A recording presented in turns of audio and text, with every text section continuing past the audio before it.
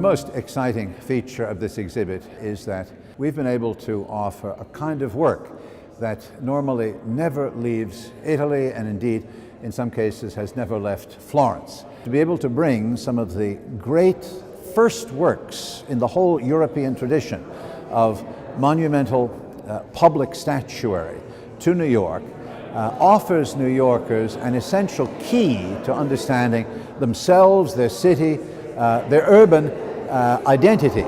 The superstar of the exhibit is Donato di Bettobardi, known to his contemporaries with the nickname Little Donato, Donatello, who became in his own time the greatest sculptor of the early Renaissance. Even greater, one would have to say, than the supremely celebrated Lorenzo Ghiberti, author of the 2 sets of bronze doors. When he finds his way to Ghiberti's workshop, Donatello is one of, I believe, 7 or so initial assistants to come assist in that project. He shows up in a document as a workshop hand. It is the moment in which his association with this cathedral begins. It's an affiliation that spans 4 decades of his career. And so to the extent that we can say Donatello is a great artist, right, that is because of this association with the cathedral. He had a uniquely dramatic relationship with the subject matter that he was asked to illustrate, and was able to create figures that are pure theater. One of the works that we've been able to bring to New York is the Evangelist St. John. Donatello's St. John the Evangelist is the source on which Michelangelo would draw for his statue of Moses.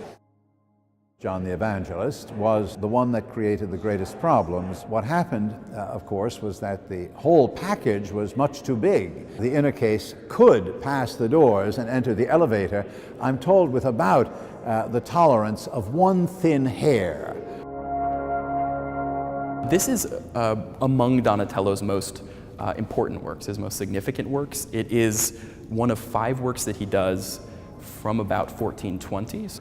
We don't know who this person is. That's part, or at least for me, part of the intrigue or the appeal, and probably part of the point.